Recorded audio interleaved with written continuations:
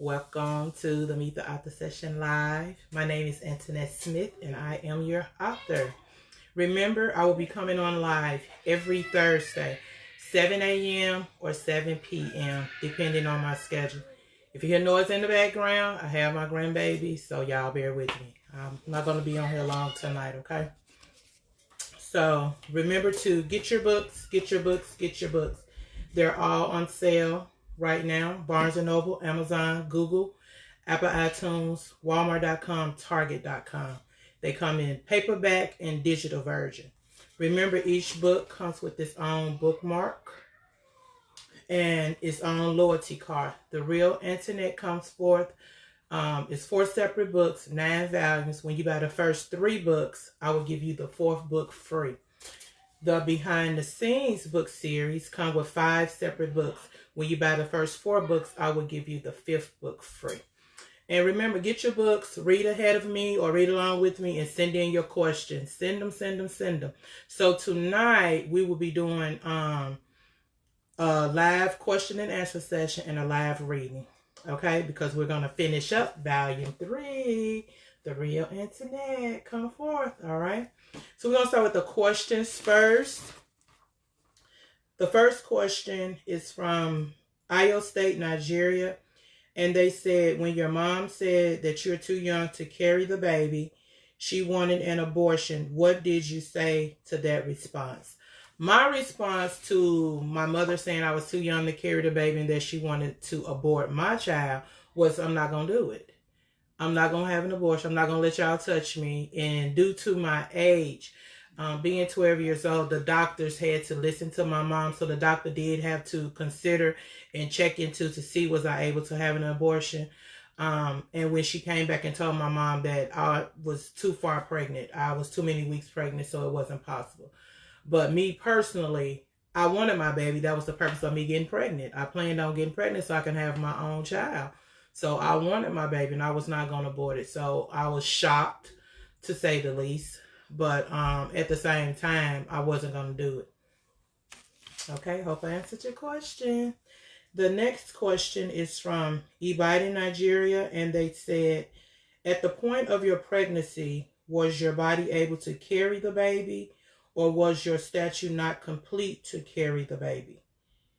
At the point of your pregnancy, was your body able to carry the baby? Or was your statue not complete to carry the baby? Okay, I guess they're referring to my body frame, my body structure. At the point that I became pregnant, okay, I was able to conceive and become pregnant because I had administration, so I was able to get pregnant. But by me being 12 years old, my body had not yet finished growing, so the doctors already told my mom to watch me that this would be a high-risk pregnancy because of my age. When I became 6 months pregnant, my body began to take over, meaning that I began to take all the nutrients that I was taking in for myself and my body so I could continue growing. And so my baby never gained another pound, never grew another inch. The remaining 3 months of my pregnancy, there became a lot of complications. I was hospitalized, doing different tests and, stuff like that. And when I got like 7 months pregnant, they actually put me in the hospital and I stayed in there the remaining of my pregnancy just so my baby could, survive. But as far as my physical structure, my frame, my body, it wasn't finished growing. And so therefore it was hard for me to carry a child, but thanks be to God, she made it. So I hope I answered your question, Nigeria. And that's the only questions that I had for this week, y'all. Y'all got to send me some questions in. Okay, so we're going to get on with the live reading. We're going to be reading from the final book of this book, volume number 3 of The Real Antoinette Come Forth. And it is titled The Years of a Teen. And it is age 16 and 17. Okay? And it's mother, student, and battered woman. All right? So I'm going to do like I always do. I always read all of the chapters. And then I read from one chapter. Okay? To give y'all a little taste. All right. Chapter 1. The Big Adjustment. Age 16. Chapter 2. The Student. Age 16. Chapter 3, trouble on the home front. Chapter 4, abandonment. Chapter 5, my winter ball experience, December 1992. Chapter 6, my shame uncovered. Chapter 7, drastic life change. Chapter 8, the mental, physical, and emotional effects. Chapter 9, prom time, age 17. All right. So I'm going to read from chapter 6, and it's titled My Shame Uncovered. And we'll talk a little bit about it. All right. So chapter 6 is titled My Shame Uncovered. I was sitting in the lobby in the wheelchair until my mother arrived. Lord, she said, what happened to you? What happened you at the hospital? That MFer jumped on you, didn't he? I said, Mama, just come get me. Well, before she got to me, she got my two aunts, my uncle, and went by my father's house and told him and my brothers that he jumped on me and that I was in the hospital. She pulled up in the front, and I told the nurse, there's my mother. My mother, aunts, and uncle all came into the hospital. I guess they didn't know what to expect. So they saw me in the wheelchair and said, you can't walk or something? I said, a little. The nurse put me in the car, and oh my God, my whole body hurt. So on the way home, I said, please don't hit any bumps. My uncle said, what did he do to you? He beat me with the broom until it broke. He said, where are the children? They are with his mother, and I haven't seen them. He left me on the floor, and I crawled to the phone in the kitchen. He has my car, my house keys, my purse, everything. My mother said, I'm killing that bastard. I should have killed him years ago. I already told your daddy and your brothers they looking for him. I was like, oh, Lord, get my medications before we get home. So my mother took me to her house. I could barely move. I laid on the couch in her den next to the bathroom so I didn't have far to walk. My mother said we would be back. I'm going to get the children. When she got to his parents' house, his mother was now aware of him putting me in the hospital. My brothers had been there looking for him already. So she gave my mother my children, and of course my mom told her she was going to kill her son. So they had an altercation. My mother returned with my children, and I couldn't even sit up to hold my baby. She also had my nephew and my niece, my nephew and my cousin's daughter. My mom said that moms are going to have to get their children. You're not able to care for them. I said, Mama, don't send them away. Their mothers don't have time for them. I'll be better soon. My oldest daughter said, Mom, what's wrong with you? I said, I had an accident, baby. Mama, okay. Help with your brothers and sisters, okay? They called their cousins brothers and sisters, and we did too. So I laid on my mother's couch for 4 straight days before I was able to walk by myself taking pain pills. Now, I didn't know what was happening with my father and my brothers and my children's father, and they wasn't telling me either. My father and my brothers never came to see me in this condition. Wait, I lost my space. Okay. So my mother had notified the school and took my doctor's new excuse to them. She had been sending my daughter to school from her house. I was hurt inside and out, confused and embarrassed. My family believed that he had been abusing me. My family believed that he had been abusing me because no way could someone do this the first time around. And they would be correct. It would be a slap here, a slap there, and I would just argue back. And I would do what he said to keep the peace. Lord, what do I do now? My godfather came to visit me and said, Antoinette, it will only get worse for you, baby. Only God can save and protect you. I said, pray for me, please. And he did, as always. And he said, you need to get yourself back in church and stay there. Yes, sir. Week 2, I was ready to go home. So I told my mother to take me home. She said, I know you're not going back by yourself. I said, I'm not leaving my house for nobody, I said. She said, where is the gun your father gave you? I said, he took it. He found it in the house the day that he beat me. But truthfully, I gave it to him to kill me to make it quicker. But I couldn't tell my parents that. So she said, okay, your daddy would change all the locks and put a deadbolt on them again. And they found your car with all the windows broken out of it on Main Street. What? Why would he do that? Now I was extra mad. I made it home to find my house ramshacked. All of the dressers were empty, clothes on the floor. All of the couches were turned upside down. The mattress flipped over on the bed. My heart hit the floor. Who is this man, and what have I gotten myself into for real? So I told my mother to keep the children for tonight so I could clean up. He was looking for drugs and money, and he found it. He even tore down my ceiling tiles in the bedroom because that's where I kept my drugs so the children would never get a hold of them. He got all of my jewelry, all of it. The jewelry my father gave me, that he gave me, the jewelry I bought for myself, and the jewelry my cocaine customers pawned me until check day. He took it all. Now I have to explain to these people their jewelry was gone, that my children's father took it after he beat me and put me in the hospital. People were calling for drugs, and I didn't have anything to give them, nothing. No money, no car, no drugs, no jewelry to pawn, to get any money. So I cleaned up my house, and it took me all night. Now I was really ashamed to be seen.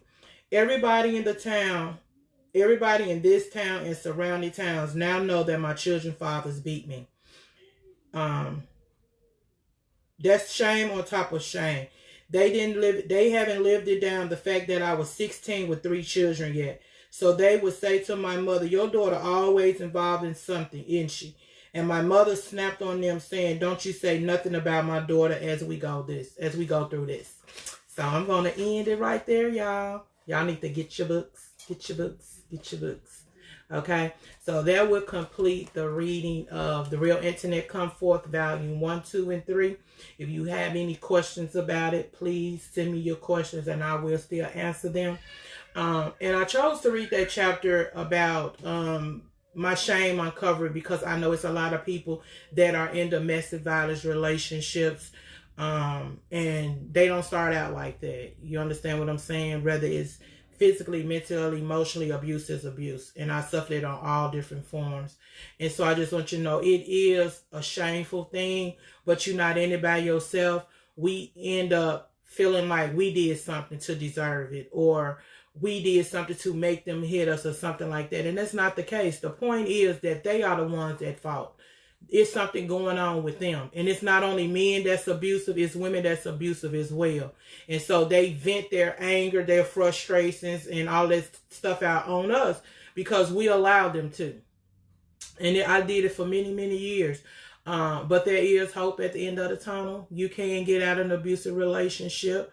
Some people don't make it out. I was blessed. I was fortunate that the Lord pulled me out of it. It could have been real bad. It was bad for many, many years. I thank God every day that I did survive. I didn't get killed. My children didn't get killed. You know, a lot of people don't make it out of it. So never, never, never, never, never take a domestic violence situation lightly. When people say, you know, people that haven't experienced or haven't walked in it or haven't lived in it, it's easy for them to say, oh, well, I'll just leave him or leave her. It's not as simple as that. These people have put fear in us. You understand what I'm saying? They have really put fear in us where you scared. And I'm telling you, I walked on eggshells a lot. I couldn't sleep a lot of time. When I try to lay down and go to sleep, I would get woke up being kicked in the head or beaten or something like that. So it's not as simple as just leave them. You understand what I'm saying? It don't work like that. And so you have to have a level of sensitivity for situations like this. You have to have a level of grace and wisdom to deal with people in these situations. And then it's extra dangerous when you have children involved. You understand what I'm saying? Because a lot of them have children. A lot of them, they start stripping you away mentally. They start with their words first, tearing you down in your mind with their words and making you feel less than. And then that's when with their words, and that's psychological abuse. You understand what I'm saying? And when you psychologically being abused, then that affect your emotions. You understand what I'm saying? So then you left feeling sad, depressed, and all these kind of stuff, and you become trying to please them to keep them from acting out and showing out and stuff like that, just so you can live in some type of form of peace. But it's not as easy, and then they strip you and don't want you to work, make money, so they become your provider. And that's another reason to keep you bound and keep you in a relationship, because you ain't got no money to go anywhere. You understand what I'm saying? And then they disconnect you from your family, your friends. It's a form of isolation to get them where they want you to be, so they can just, you know, be very abusive to you. So, I mean, it's a lot that goes on in a domestic violence relationship. And so it's not simple as 1, 2, 3. A lot of people say, well, just leave him. I'll leave him. I wouldn't put up with that.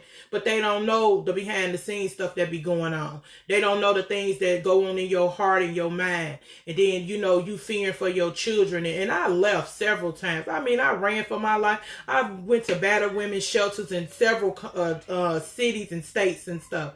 You understand what I'm saying? I've been through counseling. I've been through counseling with my children. I've been through counseling on my own, trying to see, was I the problem? Was he the problem? You know, you go through all of those things. But I'm telling you, how I got free, God freed me. He freed me. I mean, even after I left the relationship and moved to another state again, you know, you still walk in eggshells and you walk on fear, because they know where you are. Somebody gonna always tell them where you are. So I still pretty much don't trust a lot of people, because I have had friends and family to tell my abuser where I was. You understand what I'm saying? Because they'll put on a sad story. Oh, you know, it wasn't like that. And then by us not telling what they really do, they not at fault. They just think, oh, they had a breakup. You know what I'm saying? Or something like that. But no. You never reveal where somebody else is being abused. That's even when you go into the shelters, they say don't have no contact with the outside world.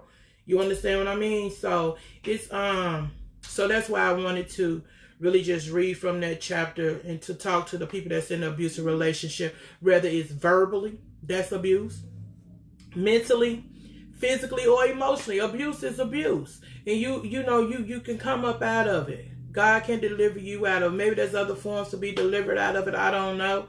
But I really got freed and delivered from it through Christ.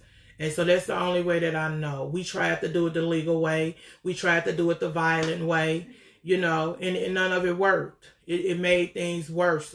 You understand what I'm saying? People almost lost their lives, you know, and like I said, I was one of the blessed ones. I was one of the fortunate ones that was able to come out of it.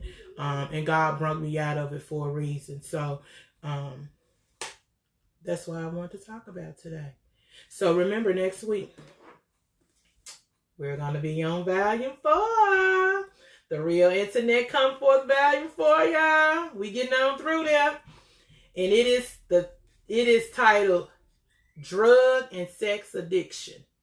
Okay? And it's age 18 to 26.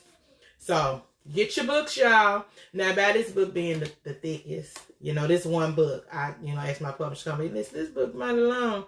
Let me just make this one volume. So this is just one whole volume, Volume 4, y'all.